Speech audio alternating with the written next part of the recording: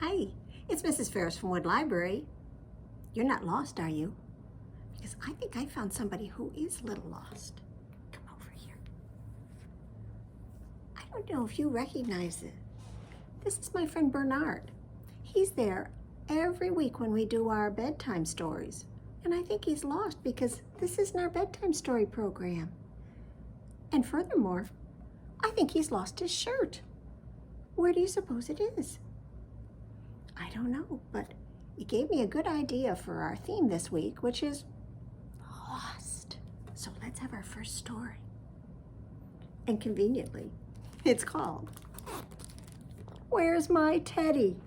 This is written and illustrated by Alborough and is published by Candlewick Press. Eddie's off to find his teddy. By the way, there he is right there. Eddie's teddy's name is Freddie. He lost him in the woods somewhere. It's dark and horrible in there. Help, says Eddie. I'm scared already. I want my bed. I want my teddy. So he tiptoed on until something made him stop quite still. Look out, he thought. There's something there.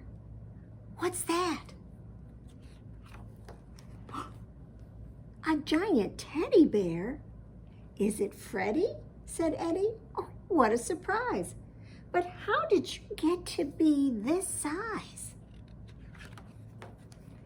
You're too big to huddle and cuddle, he said, and I'll never fit both of us into my bed. Then out of the darkness, clearer and clearer, the sound of sobbing came nearer and nearer. Soon the whole woods could hear the voice bawl, "How did you get to be so tiny and small? You're too small to huddle and cuddle," it said, "and you'll only get lost in my giant-sized bed." I wonder who that is. It was a gigantic bear and a tiny teddy stomping toward the giant teddy and Eddie. "My Ted!" gasped the bear. "A bear!" screamed Eddie. "A boy!" yelled the bear. "My teddy!" yelled Eddie. Oh, here he comes. Then they ran through the dark woods back to their homes as fast as they could. All the way back to their snuggly beds where they huddled and cuddled their own little Teds. And that's the end. But you know what? There's another story. But I think we'll save that for another time. But do you think we could do a finger play about a bear? I would like you to sit up very tall, and you're going to become a mountain. And with your hand on your shoulder, that's going to be a bear, and he's going to climb over you. Are you ready?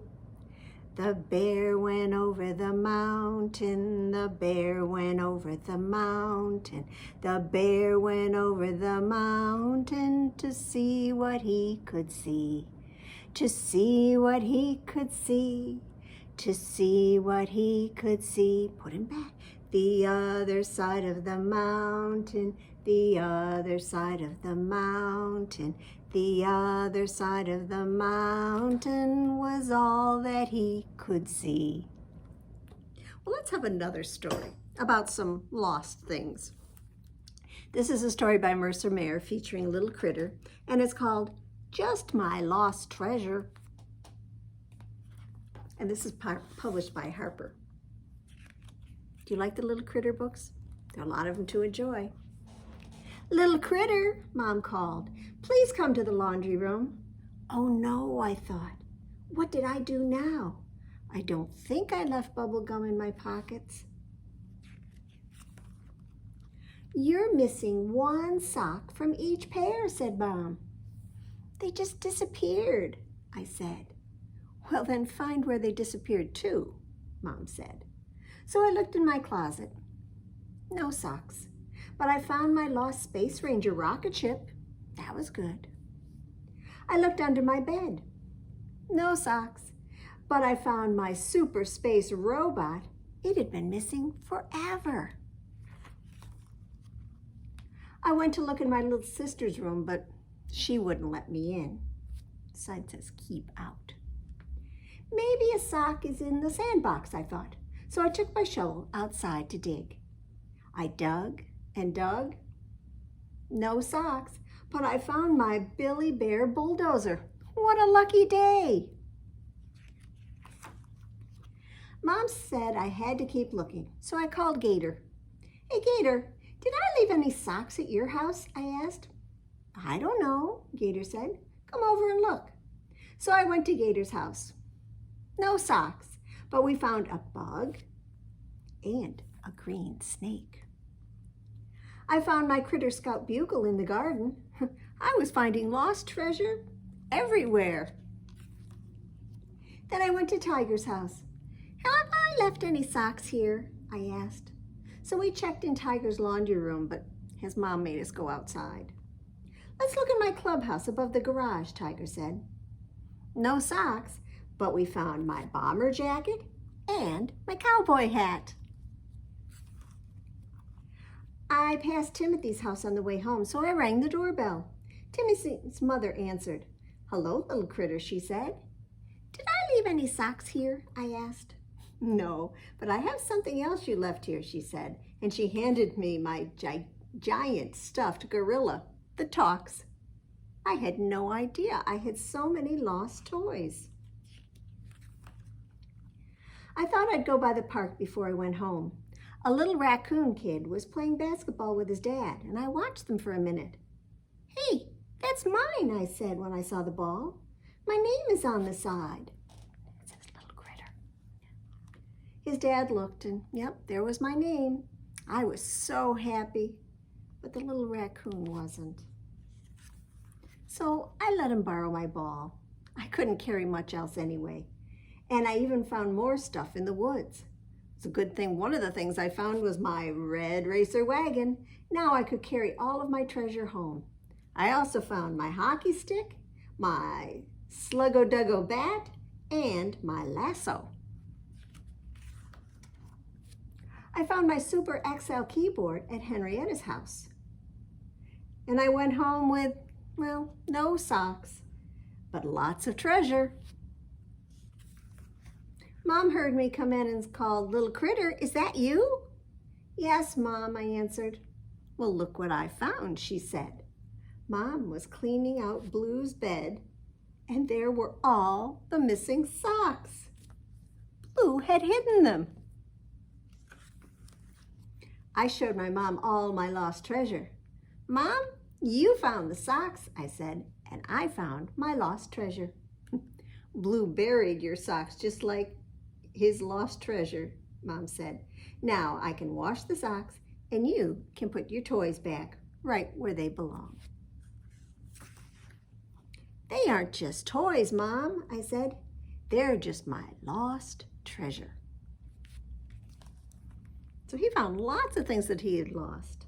It's no fun when you lose things, is it? Mm-mm. Well, should we do another finger play? Which one should we do you think this time? Maybe we should put our monkeys up in the tree. Can you do that? 5 little monkeys were swinging in the tree, teasing Mr. Crocodile, you can't catch me. Along comes Mr. Crocodile, as hungry as can be, and he goes snap. You know, we don't let him eat our monkeys. We make sure our monkeys hide, so hide one of your monkeys away. 4 little monkeys are swinging in the tree, teasing Mr. Crocodile, you can't catch me. Along comes Mr. Crocodile, as hungry as can be, and he goes snap. So hide another one. 3 little monkeys are swinging in the tree, teasing Mr. Crocodile, you can't catch me. Along comes Mr. Crocodile, as hungry as can be, and he goes snap. So I did another one. Two little monkeys are swinging in the tree, teasing Mr. Crocodile, you can't catch me. Along comes Mr. Crocodile, as hungry as can be, and he goes snap. So now there's one little monkey swinging in the tree, teasing Mr. Crocodile, you can't catch me. Along comes Mr. Crocodile, as hungry as can be, and he goes snap. Now there are no little monkeys swinging in the tree, I'd better watch out so he won't catch me. Well, Little Critter had lost a lot of treasures, and Eddie had lost his bear. And our next story is about someone who loses something that's very important. This is Oola the owl, who lost her Hoot.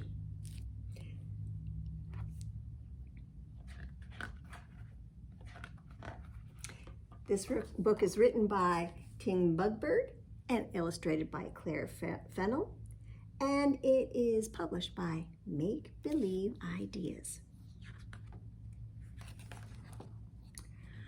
Oola was tired after playing all night. Hoot, hoot, it's bedtime, she cried as she flew through the trees back to her nest. It was nearly dawn and the forest was waking up, but Oola could only think about her cozy bed. Safely home, Oola smiled as Mommy Owl gently tucked her under a mossy blanket. Sleep tight, little one, said Mommy Owl. Love you, Mom, said Oola in a tired little voice. Ha, ha, ha. Oola frowned. Try as she might, she could not hoot. Don't worry, said Mommy Owl. You've been flying and calling so much you've lost your hoot. Now just get some rest. You're tired. You've just tired yourself right out. Well, Oola was too worried to sleep. How can I have lost my hoot, she wondered. I know, it must have been while I was playing. I'll fly back and find it. So Oola waited until Mommy Owl wasn't looking, and then she flew silently into the forest. Wow, this is amazing, thought Oola. She had never flown in the daylight before. Everything looked, well, bright and exciting. The sun filled the sky with smudges of yellow and gold, and the trees were 100 shades of green. And below her, beautiful flowers covered the ground like a patchwork quilt. And as Oola swooped down to take a closer look, she saw a tiny brown mouse. I've lost my hoot, whispered Oola. Have you found it? Squeak, squeak, squeak, said the mouse. Oola took a deep breath. Wheek, wheek. No, that's not my hoot, she thought. The mouse giggled and scampered into the bushes. Oola flew on towards the pond. Maybe her hoot was there. Well, at the water's edge, Oola saw a speckled frog sitting on a giant lily pad. I've lost my hoot, whispered Oola. Have you found it? The frog looked at Oola and puffed himself up and croaked and croaked. Ribbit, ribbit, ribbit. Well, Oola was so startled she nearly jumped out of her feathers. Oh my, she thought, and then she opened her beak as wide as she could. Ho, ho, hibbit, hibbit. No, that's not my hoot, said Oola, her voice so quiet that the frog could barely hear her. Well, Oola carried on through the forest until she saw a long-legged grasshopper jumping in the grass. I've lost my hoot, whispered Oola. Have you found it? Well, the grasshopper looked at Oola and bounced so high he nearly poked her in the eye. Cheer up, cheer up, cheer up, he said. Oola was determined not to give up. She opened her beak. Here No, that's not my Hoot either, she thought. Now Oola was very tired, but she had to find her Hoot. The mouse didn't have it, the frog didn't have it, and the grasshopper certainly didn't have it. I know, I'll look by the stream, thought Oola. Now when she reached the stream, Oola saw a yellow duck taking a bath in the water. The duck said hello with a loud quack, quack, quack.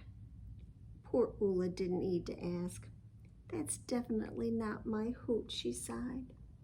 And at that moment, Oola heard a gentle hooting sound. That's mine, she thought, but where is it? The duck quacked again, only this time even louder, and waved his wings toward the tallest tree in the forest. Do you see who I see? Oola set off, and as she flew, the hoot grew louder and louder. And sitting alone at the very top of the tallest tree, she found a big brown owl. Hoot! Hoot! Said the owl. It was the loudest, hootiest hoot Oola had ever heard. This must be mine, thought Oola. She opened her beak. Hoot! Hoot! Hoot! Nothing. Oola started to cry. Well, the big brown owl thought for a moment. Have you lost your Hoot, little owl? He asked. Oola nodded. Well, don't cry. You can share mine. Try hooting with me. So the big brown owl coughed and took a deep breath and then hooted at the top of his voice. Can you hoot? Hoot! Oola coughed and took a deep breath, and still nothing. Try again, said the big brown owl. So Oola coughed and took a big deep breath, and hoot, hoot, hoot, she gasped. Oh, I found it! Oh, thank you, brown owl. Oola couldn't wait to get back to the nest and tell Mommy Owl that she had found her Hoot. She flew through the forest, hooting as she swept past the trees and the stream and the pond until finally she was home. And Mommy Owl was waiting inside the nest. Where have you been, Oola? She asked. I've been so worried about you. I went searching for my Hoot, and I found it, Oola said proudly. Mommy Owl laughed and gave Oola a big owl hug. Well, thank goodness you're home, she said. I've been calling you all day, and I've nearly lost my Hoot. And that's the end. Well, one of the animals that she went looking and asking if the animal had her Hoot was a frog. So do you think we can get our 5 green and speckled frogs up and make our log for him to sit on? There were 5 green and speckled frogs who sat on a speckled log, eating some most delicious bugs, yum, yum. Now one jumped into the pool where it was nice and cool. Now there are 4 green speckled frogs, glub, glub. 4 green and speckled frogs sat on a speckled log, eating some most delicious bugs, yum, yum. One jumped into the pool where it was nice and cool. Now there are 3 green speckled frogs, glub, glub. 3 green and speckled frogs sat on a speckled log, eating some most delicious bugs, yum, yum. One jumped into the pool where it was nice and cool. Now there are 2 green speckled frogs, glub, glub. 2 green and speckled frogs sat on a speckled log, eating some most delicious bugs, yum, yum. One jumped into the pool where it was nice and cool. Now there is 1 green speckled frog, glub, glub. Now you know what? I always like to sing the last verse fast. Do you think you can sing it with me? Let's try. One green and speckled frog sat on a speckled log, eating some most delicious bugs, yum, yum. Now he jumped into the pool where it was nice and cool. Now there are no green speckled frogs. But we do have one more book, and this is called Lost. It's got another bear in it. This is by David McPhail. He wrote the story and he drew the pictures, and it's published by Little Brown and Company. I can't tell exactly what's going on here, but it looks to me as if maybe the driver of this truck had a flat tire, so he's changing it. But back at the end of the truck, do you see some feet crawling inside? I do too. I'm walking down the street when I hear someone crying.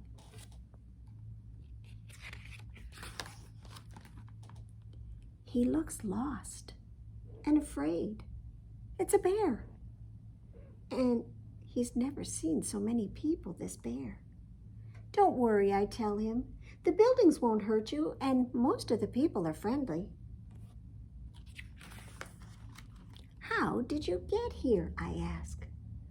I climbed in to have a nap, he explains, and when I woke up, I was lost. Well, I'll help you. Tell me where you live. There are trees where I live, he tells me. So we find some trees. More trees, he says, and water. So I take him to a place where there are more trees and water too. No, he says, this is not it either. So I have an idea. Follow me, I say.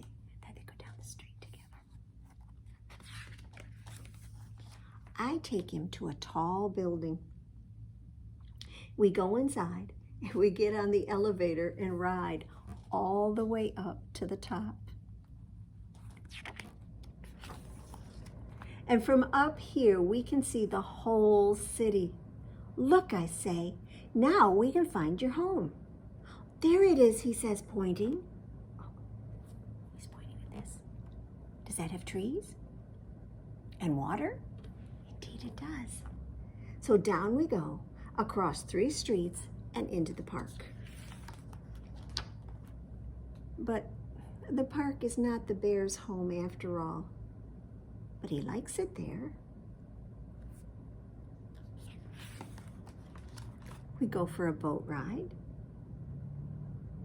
We have lunch. I guess he likes hot dogs. We go to the playground, and we are having a good time. But it's getting late, and the bear is still lost. Let's try the library, I tell him. We can find anything here. I like that. Well, inside the library, we look through lots of books. The bear sees a picture of what looks like his home. So we find a place on the map, and we hurry outside. Oh, a bus is leaving. So we get on the bus and we ride for a long time. And finally, we're there. Oh, this is where I live, says the bear.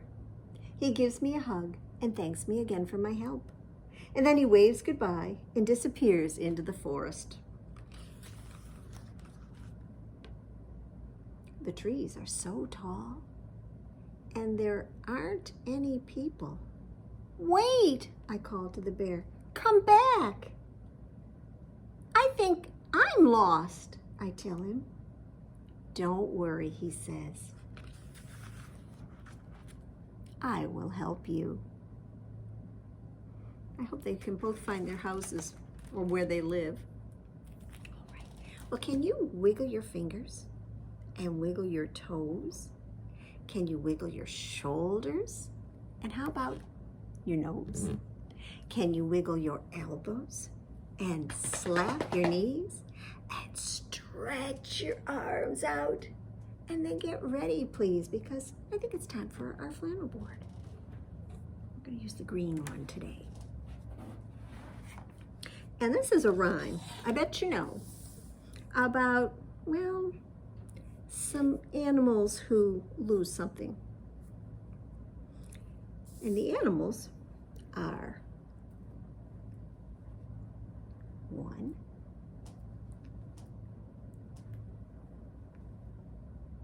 2, 3 little kittens. Do you know that one? Maybe you can say it along with me. Well, 3 little kittens, they lost their mittens, and they began to cry. Oh, mother dear, we sadly fear our mittens we have lost. What, lost your mittens? Why, you naughty kittens, then you shall have no pie. Meow, meow, meow, then you shall have no pie. Well, the 3 little kittens, oh, they found their mittens. There's one pair and another.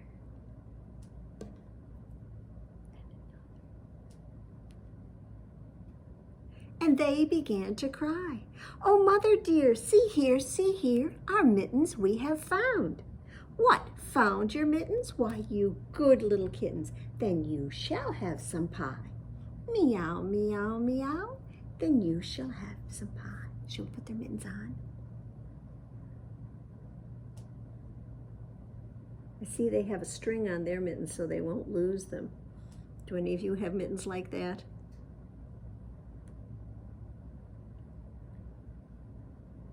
I don't want to lose any of the kittens as I put on their mittens. Don't slide off my board.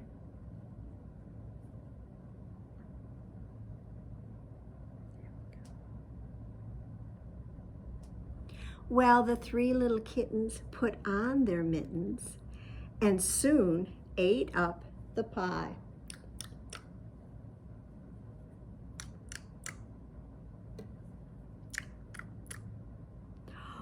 Oh, mother dear, we sadly fear our mittens we have soiled. What, soiled your mittens? Oh, why, you naughty kittens. And they began to sigh. Meow, meow, meow.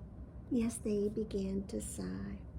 Then the 3 little kittens, well, let's get these out here. Do you know what they did? They washed their mittens. So let's get them down in the wash tubs and scrub that pie juice off of them.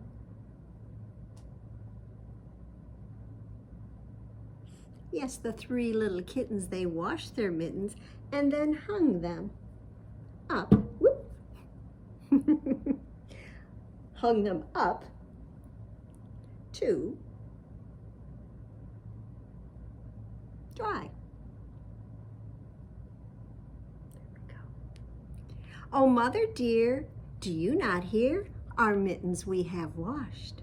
What, washed your mittens? Why, you good little kittens. But hush, I smell a rat close by.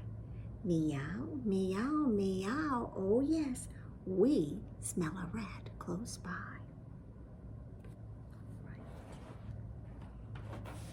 Well, those are our stories about getting lost and losing things and finding things, and well, it's something we all do, isn't it? It's true. And Bernard, you know, I was thinking, I know you're lost, but you can still show up at our bedtime stories. And as far as your pajama top, I think I found it. Let's see if we can put it back on you, because you do look much better with it on. Can you pull it on over your head? Put your arms in it.